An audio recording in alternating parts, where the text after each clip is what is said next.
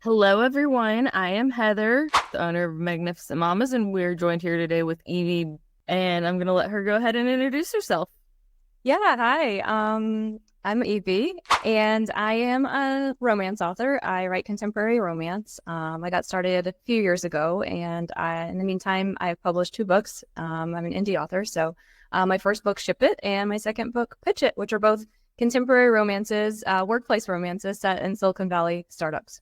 Sounds interesting. Do you want to go ahead and tell us a little about your books without giving spoilers or anything like that? Because, Oh, sure. So Ship It is a story of two people who actually meet. They have a one night stand and sort of Grey's Anatomy-ish.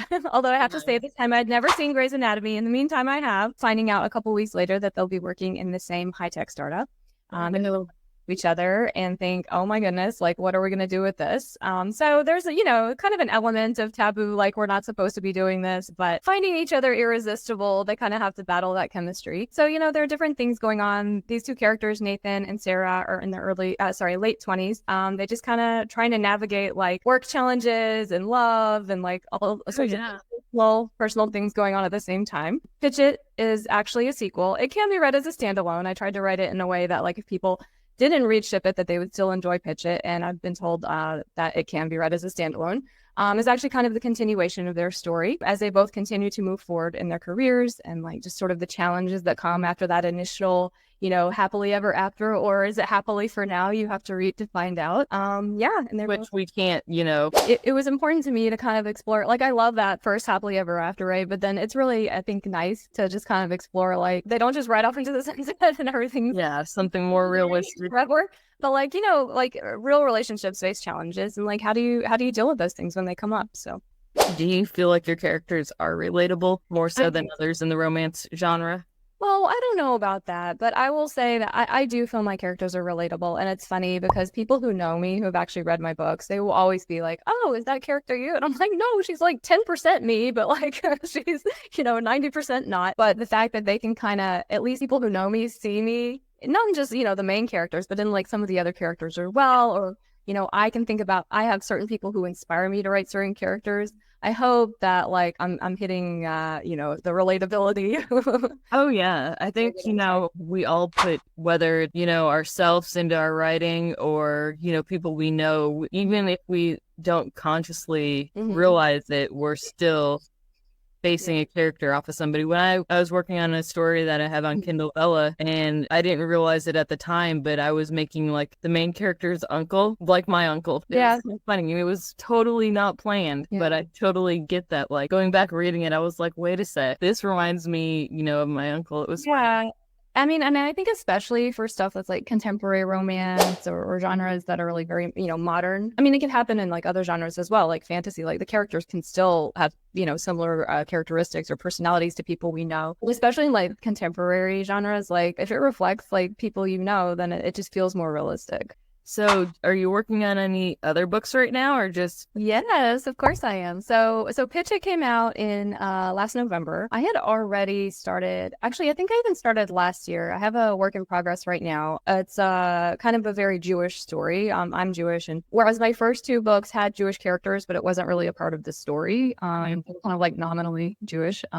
Just because I think it's important for me to like write that representation for people. yeah. The third book, I really wanted to like dig into that. I think it's still very, very relatable and accessible to people who are not Jewish. I find a lot of beauty in like my spirituality and my religion and my community. So I wanted to kind of like pull that into my third story. I actually just got it back from developmental editing and I'm working on revisions. So my goal is to publish it by Hanukkah this year, which is in December. Actually starts on Christmas this year, which is a nice little left. Yeah. But the story there is it's funny. It's kind of like a brother's best friend, childhood love, developing over the years and, So like third chance romance. that's cool though, but like so the romance along with Hanukkah religion, spirituality? I wouldn't say it's so spiritual, but it definitely like touches on a lot of key points of like community and family that like Jews feel. Yeah, I just kind of wanted to shine a little light on that. I thought it was nice. Like it wasn't the goal when I started writing it. I actually started writing it because Christmas before last, I was like, gosh, there are just like so many Christmas romances, and there are some Hanukkah ones. I'm like, but not very many. I was like, I'm gonna write like a Hanukkah Jewish rom-com. It started out, it wasn't gonna be anything like super heavy, and I don't think it's heavy now, but meaning it wasn't gonna be, oh yeah, this is like really meaty. And then once I started writing, I was like, oh, there's like all these things I could add to it that kind of just like give a little bit of an insight, shine a little light on like kind of Jewish community and family and stuff. And I thought that would be really nice. So it feels very homey. People who my alpha readers so far who and they said it almost feels like a small town romance in the way that like the families are involved and like everything that's happening. And I am just in love with my characters, like whether they're the main characters who are called Ben and Gabby, or some of the side characters or the family. And I'm really digging it. It's nice. It's different for me because my first two books, they were really much a shorter time span. So it was a big challenge for me because it was like way too long. Because, as writers, we're always told show, not tell, right? So I'm like, okay, we're going to show it. That would be hard though, for sure. And like no jumping through, like saying there's a prologue and it's 20 years ago and then you're jumping forward. Well, so I actually currently the current structure I have it is a very short prologue because I love a prologue that kind of gives you an inkling into like where you're going. I hope it's not a key or anything like that to readers. Personally love it, and it starts out something like quite spicy, and then all of a sudden you're like, how did we get here? So I did actually start like that, but other than that, it's chronological leading up, and so really just trying to determine like what scenes are actually necessary, in order to like really keep good pacing, right, for people, but to give you the right backstory on like each character and their relationship to one another. And like, that's awesome. Do you have any formal background in writing or just the passion? I have always enjoyed writing. It was always mostly for like academic or professional reasons. Academia for a while, and like I said, just writing like things for business and other purposes. And then I had dabbled with like fiction and other things. I had a blog for a while, which was nonfiction, of course, but I always just liked really slice of life type of writing myself. I'm kind of a direct writer. Like, of course, I have description and everything, but I'm not like super flowery. Like I'll never probably write like a literary fiction book, which is probably why contemporary is a great place for me to be, contemporary romance. Yeah, only like around, so I hit 40 a couple of years ago. I've always wanted to like publish a book, and I was like thinking, I better get working on that if I'm going to do it. All that kind of coincided with, coming out of the pandemic, and I live in California and we're coming out of lockdown, and I was like, all right, this is it. And so actually my first book didn't even take that long for me to write. As you probably know, there's a lot of steps after you actually write the first draft, right? But the first draft took me about 2 months. Although subsequent books have taken longer because I'm hopefully getting better at the craft, know the questions to ask myself, know how to self-edit better now than in the beginning. So do you do book signings and things like that? I've done a bit, but I've been kind of like limited. So I've done a few author talks. I have this like great indie bookstore nearby that they're like have been super supportive of me. Yeah, I mean, it's been amazing. Recently, since I was like, okay, well, that was kind of like a proof that like, okay, people will buy my books. I just got to get them to the right places, right? So I've recently been working more on, first of all, I originally published everything with KDP, and then I had to get everything on Ingram Spark, so that way stores will purchase. So yeah, once I got everything over to Ingram Spark, I've been doing more marketing to directly bookstores to see like if they're interested. And there's been some interest, I mean, I have limited time, I'm job and 3 kids. So it's like, if you had to write a book in a different genre, what would it be? One that you have not wrote in? I would do historical fiction, but it would just take me like 5 more years per book because I need to do more research. So I really enjoy reading historical fiction, like Kristen Hanna type books. Like I just love where you get to learn a little bit about maybe what was happening at the time. And another genre I do actually like to read are like kind of suspense novels. So maybe something like that. In my second book, it is a contemporary romance, and I would say it's by no means suspense, but there is an element of intrigue. And I really like thinking, how do I kind of weave certain things into the story to kind of like hint that, or alternately kind of decoy type of, content. So that's kind of fun for me. Like, I don't want anything to feel like readers to feel tricked at the end and be like, I hated this book, In a lot of books, it's more than just one genre anymore. Like, you can have sci-fi romance. I have a fellow author friend who actually told me she was writing a sci-fi romance, and I was like, that's a thing. But I think it's super cool. And I think that's like one of the nice things about like just this whole like indie author and indie publishing industry now can bend the rules. And it's okay because there are readers out there who will really like it. I think too with the indie authors, there's so many amazing indie authors. They just do not get enough recognition that they deserve. Like I've read so many books by so many amazing authors. And so like working to help the authors get their name out there and their books out there is just like a wonderful feeling. The best feeling in the world. The author community for sure. 95% is super nice, super supportive. On my end, I deal with, authors and publishers, and I get some of the negativity towards me because I'm trying to help promote authors and books and whatnot. So a lot of people see that as negative because they think, oh, well, no one's going to promote for free. No one's going to help do things for free. And, yes, I have paid services. That's fine. But I'm not going to sit here and promote my paid services. I'm going to promote my free stuff. And if you're happy, we'll go from there. I don't know. Maybe I've been in like working in tech and also in business for a long time. And I think as long as you provide a good service, it's perfectly fine for you to charge. I mean, you got to live too, Oh, yeah.